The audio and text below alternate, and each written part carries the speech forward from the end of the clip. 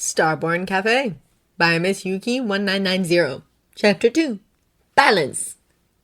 Tony, what are you doing? Bruce asked as he entered Tony's lab. His friend shut down several screens immediately and swiftly turned in his chair. He gifted Bruce with an innocent smile, and the gamma scientist rolled his eyes at him. Nothing at all. I was just trying to find whatever you could on Mr. Sigurdsson, weren't you? Bruce stated, and Tony pouted. I was practicing my research skills, Tony muttered, and Bruce sighed and shook his head. Then you won't mind if I go for a walk. He turned on his heel and walked back towards the elevator. Bruce! Tony called out, and Bruce looked at him over his shoulder. You're going back to Starborn, aren't you? Bruce raised an eyebrow at Tony. I might stop there for coffee. Why? Tony flexed his jaw and shifted in his place. Be careful, he warned, and turned his back on Bruce. The gamma scientist raised an eyebrow before he shrugged and pressed the button to summon the elevator. Call me if you need me, he said as the door to the elevator opened and he stepped in. Bring my coffee! Tony hollered, and Bruce chuckled as the door closed. Yes, Your Majesty. Bruce shivered when he stopped in front of the door leading into Starborn Café. He didn't know what it was about it that made him feel both excited and slightly apprehensive, but just like the first time when he was standing here with Tony, he was again both hesitant and anxious about entering. With a deep breath, he took a step forward and pushed the heavy door of the Starborn Café open. He was immediately enveloped in warmth and scents, and as the door slowly closed behind him, he felt as though calmness settled both in his mind and in his heart. Good morning. He looked down the room and found Haraven at the bar. He just put away a glass and rounded the bar, giving Bruce an opportunity to observe him. Silent, graceful, and enticing. There were no other words to describe him. Haraven moved more like some apparition than a physical human being. Good morning, Bruce greeted and looked around. The fires were burning in the fireplaces. The wood would sometimes crack, giving the silence of the Starborn Café a homier atmosphere. Are you open? Haraven smiled and gestured elegantly for Bruce to follow him over to the bar. Always, Bruce nodded with a small smile. When he took a seat and leaned on the bar, Haraven immediately started to make something. He moved swiftly, effortlessly, and intently, and when he turned around and placed a cup in front of Bruce, the gamma scientist could only quietly breathe in the scent of the drink. It smelled beautifully, but looked interesting at the least. It was three-colored and served in a tall see-through glass. The bottom and upper part were in shades of white, and the middle part was an electric green. Bruce tilted his head to the side, and Haraven's lips tilted into a small smile, while his eyes glimmered mysteriously. What is this drink? Bruce asked. It's called Eye of the Storm, Haraven said, and Bruce looked at him with a raised eyebrow. Try it. The door opened, and Haraven left to greet the new customer. The middle-aged man was looking around the cafe with the same apprehension Bruce felt when he first came in. Good morning, he started out. Good morning and welcome. Please take a seat. Haraven directed the man towards a table in the corner. Bruce could see the confused, almost enchanted expression the man looked at Haraven with. I'll come back with your drink right away, Haraven said and walked away. The man shook his head and looked around while he waited for his drink. Bruce observed as Haraven seemed to prepare a regular coffee and tilted his head to the side in confusion.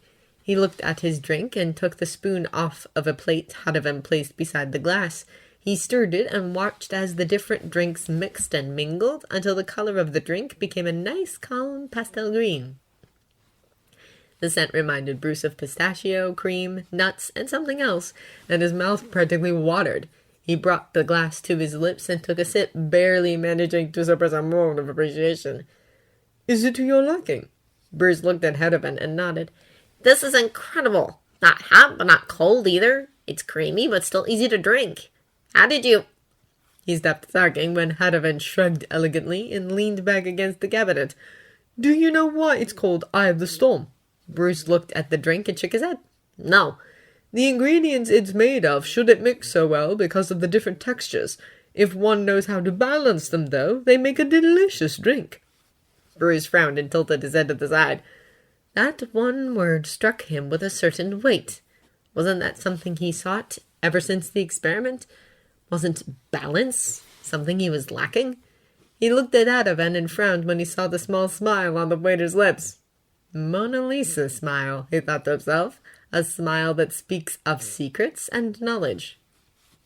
But Annabeth's smile wasn't mocking in its mysteriousness. It was an encouraging smile, one that brought comfort and peace of mind, one that said, if I could figure out what you need, then you can as well. All you need is to look deeper, and you'll find what you're looking for. Bruce looked at his drink again and took a sip. He breathed a sigh of relief, closed his eyes, and relaxed. He opened his eyes and looked at his reflection in the mirror behind Hardavan. It came to him like enlightenment. The other guy was calm. Usually there would always be the whisper of the other guy in his head, a threat that he would come out at any moment if Bruce didn't hold his anger in check. But now there was no anger, only calmness. Now that he focused on the other guy, he could almost hear him purr. Bruce looked at Hardavan in surprise, and the bartender smiled at him. If I may be so blunt, Mr. Banner, how long did you think denying yourself what you want would work? Bruce frowned and bowed his head. Denying myself? Yes, yourself. The other guy. Hulk. Hardavan stressed out, and Bruce looked at him from under messy bangs. He is a part of you. Why do you deny him? He is the result of a failed experiment.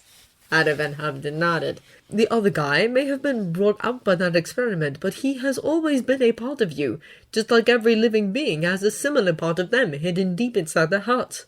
That primal desire to survive and protect what is ours is buried so deep in some that at first sight they may seem like peaceful men and women, but if you push them hard enough, they can become almost monstrous. Hardavan looked in Bruce's eyes, and the scientist felt the other guy shift inside his head and growl lowly. When we become defenseless, or someone we love with all that we are is threatened, that part of us comes out. We may become frightened of what we are capable of doing when in that state, but the fact is that once we discover that side of us, we have several possible decisions to make. We can suppress it and forget about it, continue with our lives as if nothing happened.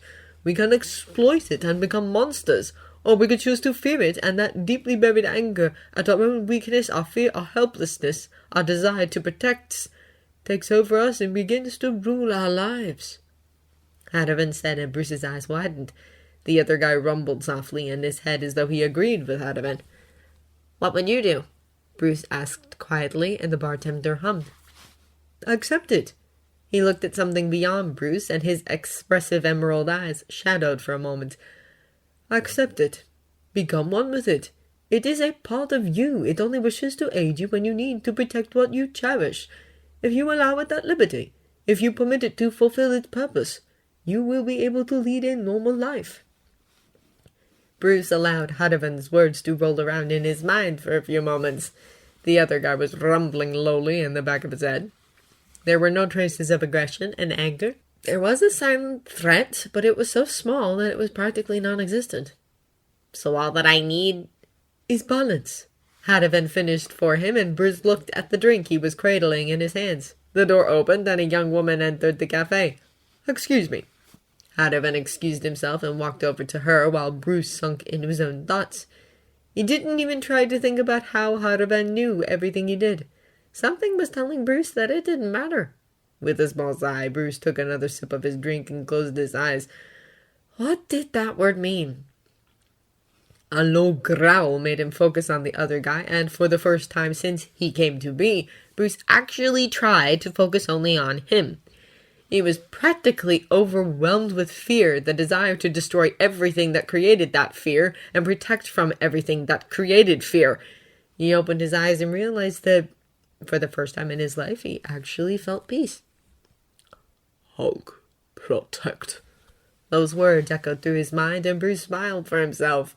He looked up at the mirror behind the bar and watched as Hadrian served the customers that came into the cafe without Bruce noticing them. A smile tugged on Bruce's lips. He didn't know what brought him to Starborn Café, but whatever it was, he was grateful to it. Hardavan looked at him through the reflection of the bar mirror, and Bruce nodded at him, receiving a smile in return.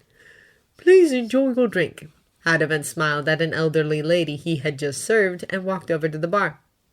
Thank you for the drink, Bruce said and took out his wallet. How much? This isn't that sort of cafe, Mr. Banner. Bruce shivered when Hardavan covered the hand Bruce was holding his wallet in with his own and pushed it towards him. You pay only if you find it necessary to do so. Bruce raised an eyebrow, and Hadovan laughed quietly. How do you mean that?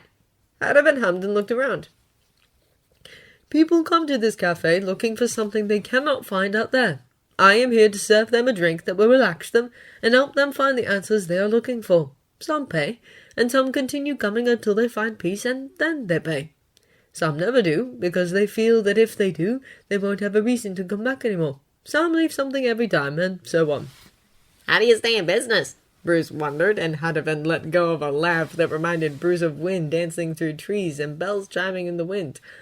I did not open this cafe for profit, Mr. Banner. It doesn't matter to me.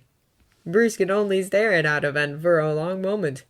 You are a strange creature, Hadovan Sigurdsson. I shall take that as a compliment.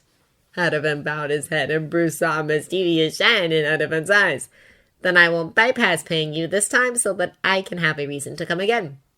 And I shall be pleased to see you again, Mr. Bruce. My name is Bruce. Hadovan nodded. And you may call me either Hadovan or Ven. Bruce nodded at him and turned around to leave, only to stop at her back. I almost forgot that Tony hollered for coffee. Ven laughed again, and Bruce chuckled with him. He felt incredibly at ease and relaxed. Ven moved around quickly, and not a moment later he placed a takeout cup in front of Bruce. Send my greetings to Mr. Stark. I hope he will like this. Bruce raised an eyebrow at Ven, only to have his eyes widen when Ven actually winked at him and placed a finger over full cupid's lips. My secret. Bruce shook his head and sighed. Until next time, he said, took Tony's coffee, and left the cafe, feeling as though a great weight was lifted off his chest. As the door closed, Hadovan Sigurdsson smiled and looked at the ceiling of the cafe. In the middle of the ceiling was a mirror, and around it was a set of runes. From it, spreading to west, east, north, and south, were runic lines. With a pleased sigh, he took Bruce's cup off of the bar and put it aside to clean it. A warm wind caressed his face, and he raised his head as the door opened. In walked a young woman with features that reminded him of elven maidens from old stories. Betty Ross. A whisper caressed his mind, and he smiled at the woman once their eyes met. Welcome, he said as she took a seat at the bar. Hello. Please settle comfortably. I'll have your drink ready in a moment.